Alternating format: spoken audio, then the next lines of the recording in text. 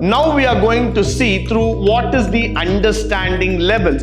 People will feel the factors of emotions and feelings coming together, coming as a part of it in terms of the understanding. The point that has been stressed by many people is attitudes are acquired and not inherited. Association is a beautiful word in OB. What is association? It is not just about mingling with others.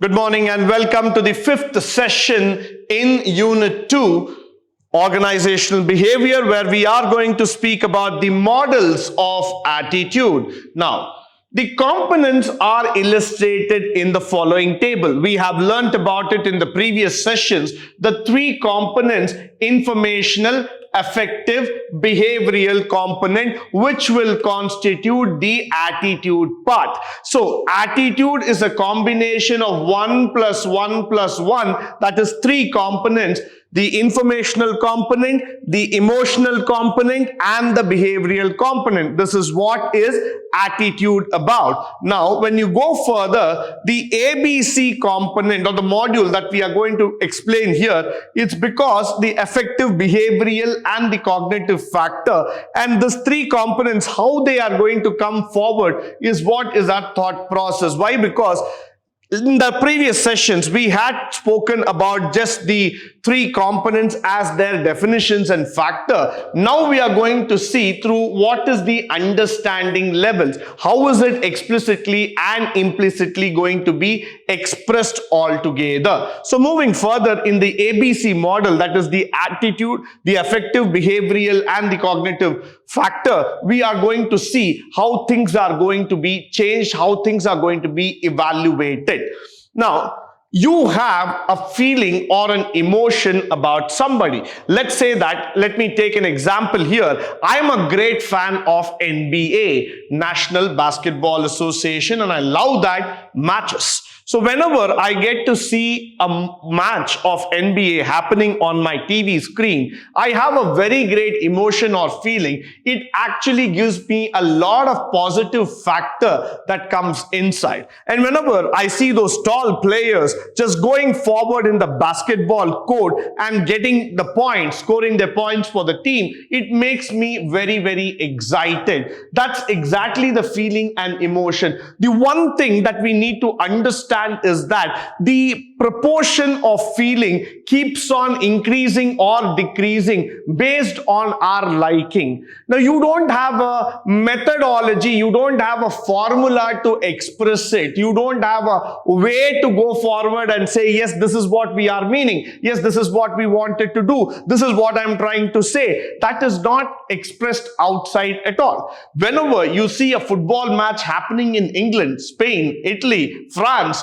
or any of the European countries, the amount of craziness, I would like to, replace the word craziness with passion here, is sky high. You never know, because the people are so excited about that game called as football that shows the direct emotion, the attachment towards that particular sport altogether. So that's why people will feel the factors of emotions and feelings coming together, coming as a part of it in terms of the understanding, followed by person's intended behavior would be positive or negative.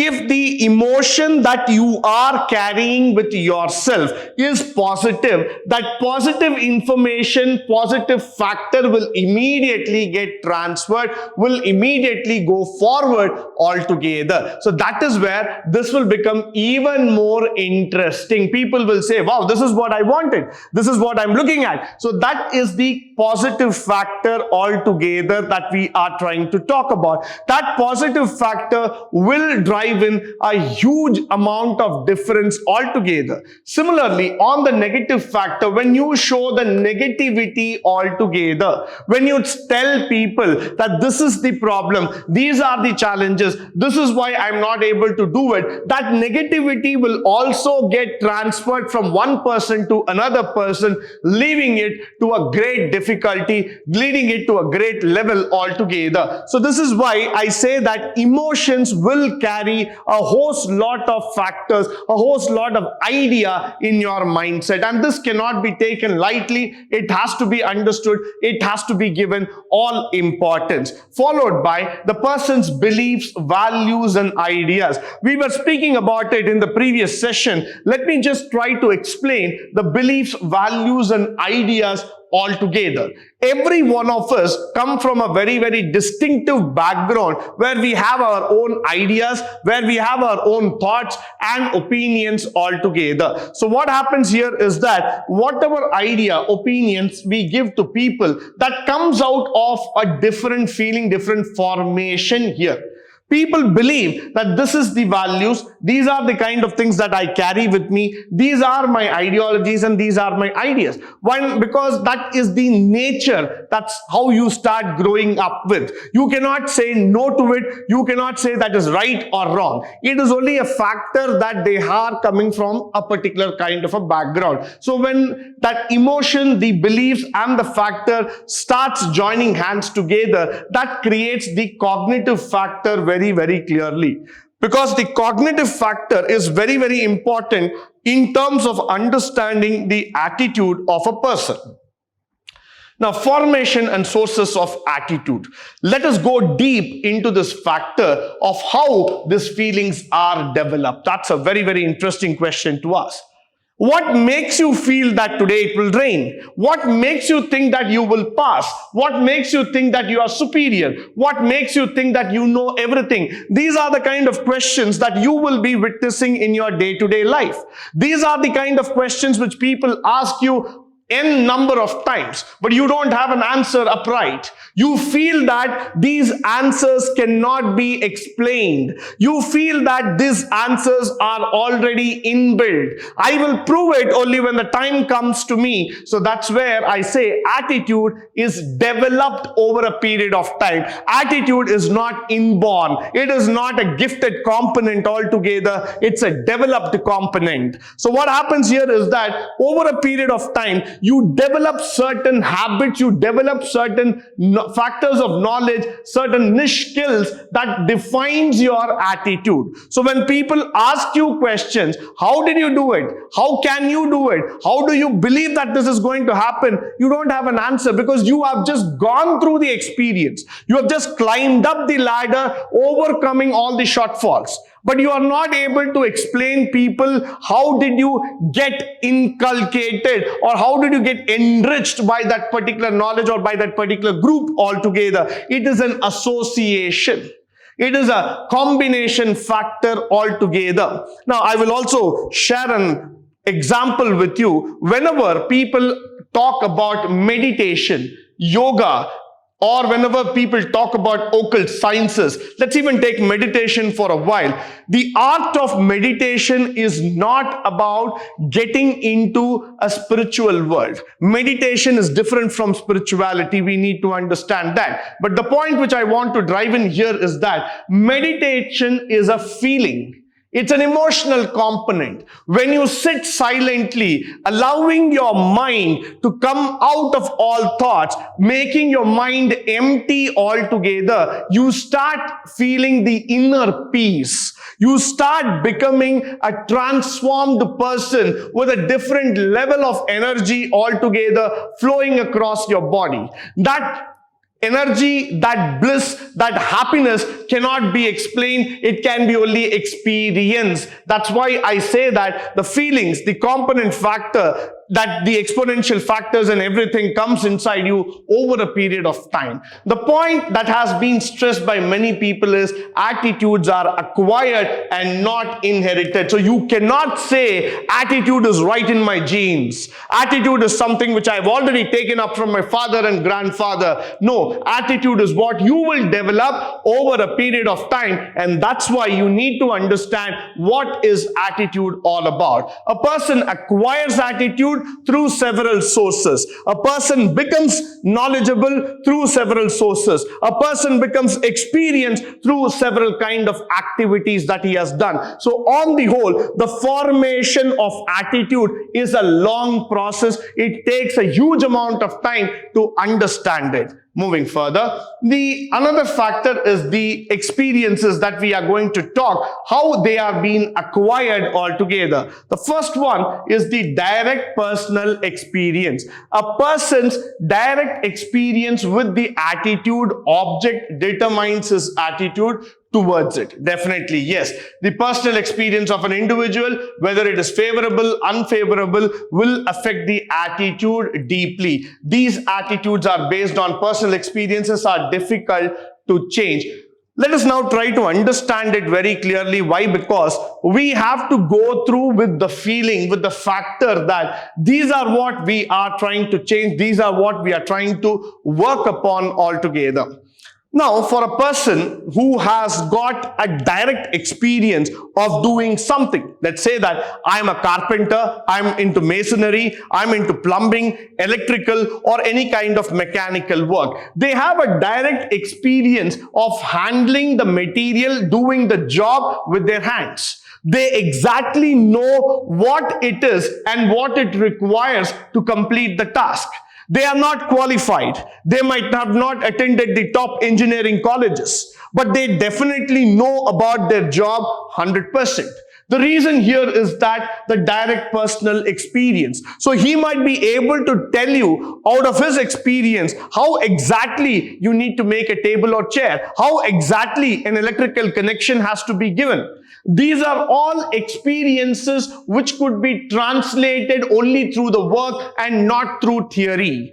He cannot probably take a class of making a wood or how to build a cupboard or how to do some masonry work. This cannot be explained theoretically. This has to be explained only through experience. So definitely for a person, the direct observation, the direct experience will speak volumes in his life. He is not going to be a person who will just take it and leave it, but he is a kind of person who's going to carry that experience till the last end of his life. So that's where this matters a lot. The direct personal experience will definitely guide a person to the next level, to the next height as far as possible. Followed by association. Now, association is a wonderful word that one has to learn. Sometimes an individual comes across a new attitude or object which might be associated with an old attitude object. Now, this is where the attitude towards old object may be transferred towards the new.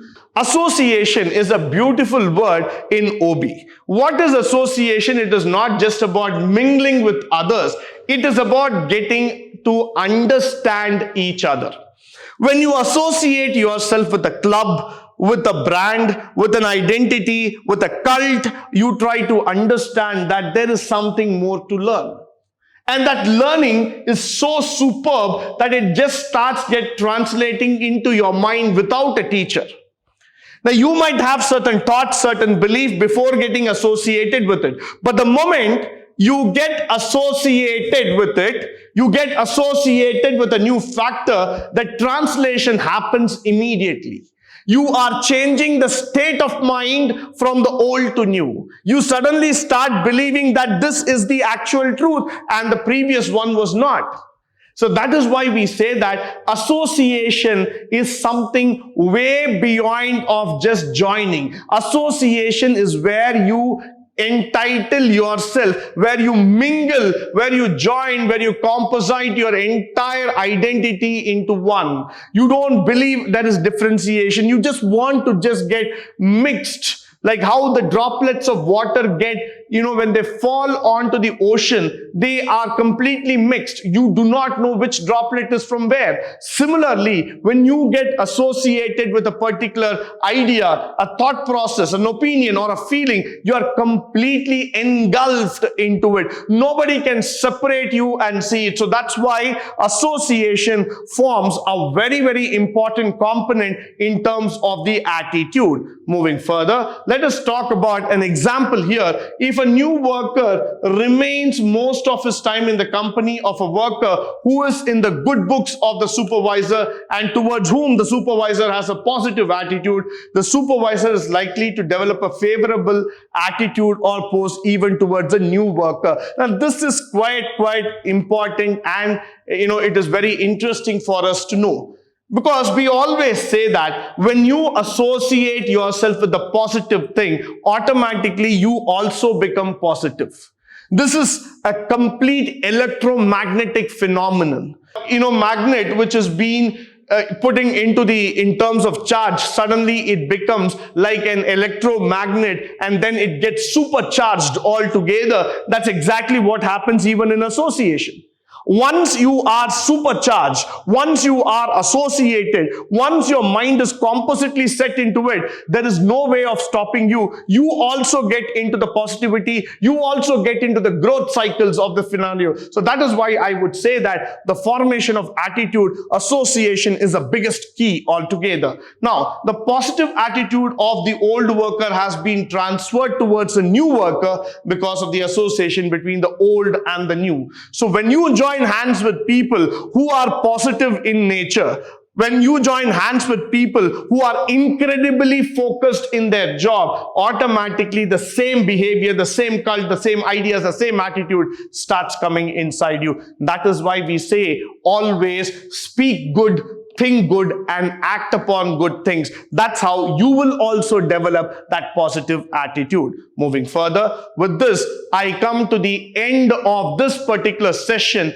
I hope and believe that all the information that is being shared through this particular session will be of a great value and resource to you. In the upcoming sessions, we shall discuss more about the attitude and its components. But until then, stay tuned, stay blessed, and stay enlightened forever. Thank you once again for joining me today on this wonderful session.